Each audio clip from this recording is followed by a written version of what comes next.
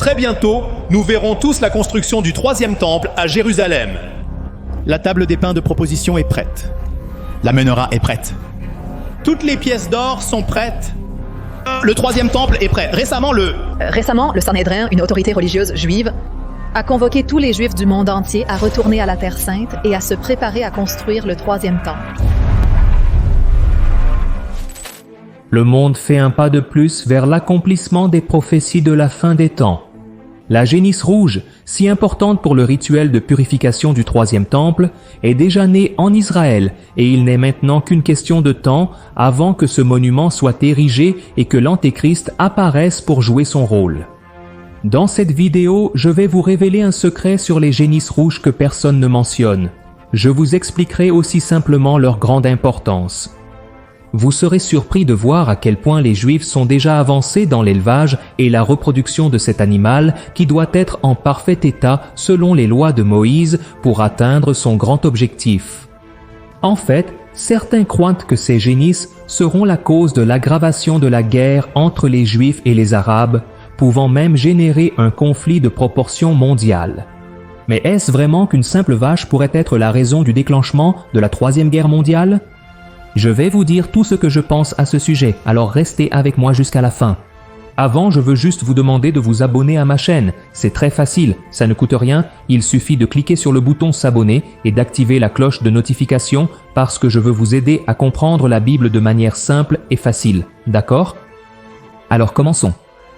Dans le chapitre 19 du livre des Nombres, dans l'Ancien Testament, Dieu a guidé Moïse sur un rituel de purification pour les personnes considérées comme impures afin qu'elles puissent se réintégrer dans la communauté. La procédure incluait l'utilisation d'une génisse entièrement rouge, et cette vache ne pouvait pas avoir donné naissance à un veau ni avoir effectué un quelconque travail, comme tirer une charrue, par exemple. Et, contrairement à ce qui se passait avec les autres animaux, cette vache devait être sacrifiée par le prêtre en dehors du tabernacle. Ensuite, l'autre homme venait et brûlait l'animal entier. Et aussi bien le prêtre qui faisait le sacrifice que l'homme qui brûlait la génisse devaient se laver, restant impurs jusqu'à la fin de la journée. Alors, un troisième homme ramassait les cendres de la génisse et les gardait dans un endroit propre à l'extérieur du camp, ayant également besoin de se laver après cela. Ces cendres étaient mélangées à de l'eau, appelée eau de purification, et servaient à purifier les personnes qui avaient touché des cadavres ou qui étaient dans des tentes où quelqu'un était mort. Cette purification permettait à la personne de retourner vivre dans le camp des Hébreux, et si elle ne le faisait pas, elle était exclue de la communauté. Mais il y a un hic, cette cérémonie n'est plus pratiquée par eux depuis des milliers d'années, car le tabernacle n'existe plus et le temple de Jérusalem où ces rituels étaient réalisés n'existe plus non plus, car il a été détruit en l'an 70 après Jésus-Christ. Et comme les Juifs veulent reconstruire le temple parce qu'ils croient que le Messie viendra au monde pour s'y asseoir, ils se préparent déjà pour que bientôt ces rituels de l'Ancien Testament soient à nouveau réalisés. En l'année 2018, l'entité israélienne Institut du Temple a annoncé au monde quelque chose de surprenant. Après beaucoup de recherches et des millions de dollars en investissement, la première génisse entièrement rouge a été trouvée aux États-Unis 2000 ans plus tard. Et à partir de maintenant, ils sont prêts à commencer la construction du troisième temple de Jérusalem, ce qui signifie que nous sommes très proches de l'accomplissement des prophéties de la fin des temps, y compris l'arrivée de l'Antéchrist et le retour de Jésus. Le 16 septembre 2022, 5 génisses rouges considérées comme parfaites ont été transportées d'une ferme dans l'État du Texas à la capitale israélienne, où elles sont sous la garde de l'Institut du Temple, qui attend avec impatience le moment du sacrifice du premier animal. Car sans lui, il sera impossible de reconstruire le tant attendu troisième temple de Jérusalem. Le monde n'a connu que 2 temples juifs. Le premier a été construit sur le mont du Temple par le roi Salomon et a duré 390 ans jusqu'à ce que les Babyloniens le détruisent en 586 avant Jésus-Christ. Et le deuxième, construit après la captivité du peuple juif en Babylonie au même endroit, est resté debout pendant 585 ans avant d'être détruit par les Romains en l'an 70 après Jésus-Christ.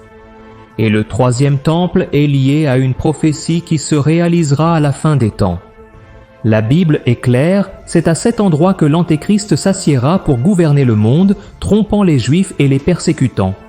Mais avant de parler du début du gouvernement de l'Antéchrist sur terre, nous devons comprendre pourquoi les Juifs sont si enthousiastes à l'arrivée des génisses rouges en Israël. Depuis l'époque de Moïse, les Juifs ont toujours cru que la présence de Dieu était liée au fait qu'ils étaient proches du tabernacle et, plus tard, du temple. Et avec la destruction de ces deux lieux physiques par des peuples ennemis, les Juifs croient que Dieu a cessé d'être complètement à leur côté et, pour cette raison, n'a pas encore envoyé le Messie promis dans les Écritures. Rappelons qu'ils ne croient pas que Jésus est le Messie. Pour les Juifs, Dieu n'enverra le Messie aux enfants d'Abraham que lorsque le temple sera reconstruit et, par conséquent, l'alliance entre eux sera rétablie. Et ici, je veux juste ouvrir une parenthèse très rapidement pour que vous compreniez à quel point ce fait est important pour eux. Les théologiens juifs croient que pendant toute la période de l'Ancien Testament, seules 9 génisses rouges parfaites ont été trouvées et sacrifiées pour ce rituel de purification. Et maintenant, revenant à notre sujet, l'Institut du Temple attend juste un feu vert pour commencer les travaux de construction du bâtiment, qui sera identique au Temple de Salomon et sera érigé exactement au même endroit. Les architectes responsables ont déjà livré les plans prêts, les meubles et les ustensiles qui seront utilisés dans le temple sont tous prêts. Et un autre fait important déjà annoncé est que les personnes qui vont servir dans le 3e temple ont déjà été sélectionnées. Ce que l'on sait, c'est que toutes sont de la lignée d'Aaron, frère de Moïse, et premier grand prêtre du temple que les Hébreux ont érigé pendant leur pèlerinage dans le désert vers la terre promise. Et il y a plus, ces personnes participent déjà aux répétitions pour la cérémonie d'inauguration du temple, où elles effectueront le premier sacrifice de purification du lieu avec les cendres de la première génisse rouge. Mais certaines choses doivent encore être résolues. Le 3e temple sera construit dans un lieu qui est sacré pour les Juifs, les chrétiens et les musulmans. C'est aussi l'un des lieux les plus disputés du monde. On y trouve la mosquée Al-Aqsa et le dôme du rocher, construits au 7e siècle et qui sont parmi les plus anciennes structures du monde musulman. Bien qu'Israël ait repris le contrôle de la vieille ville de Jérusalem et de la zone du mont du Temple lors de la guerre des 6 jours, en 1967, la montagne reste sous la garde de la Jordanie en raison d'un traité de paix signé à cette époque. Les Juifs israéliens peuvent entrer dans le temple, mais ils ne peuvent pas y célébrer des cérémonies religieuses. Alors, pour que le 3e temple soit construit, les Juifs et les musulmans devraient se réconcilier. Et c'est dans ce sens que les experts en conflit historique entre les deux peuples affirment que la crise entre eux va devenir encore pire à partir de maintenant, y compris avec la possibilité d'une grande guerre déclenchée à cause de ce territoire.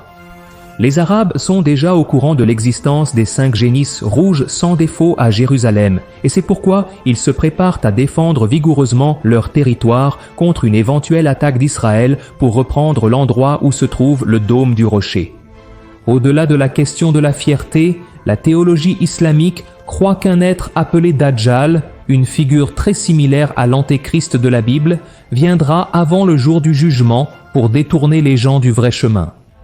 Il est décrit comme le grand trompeur et sera capable de réaliser de grands miracles pour tromper les gens.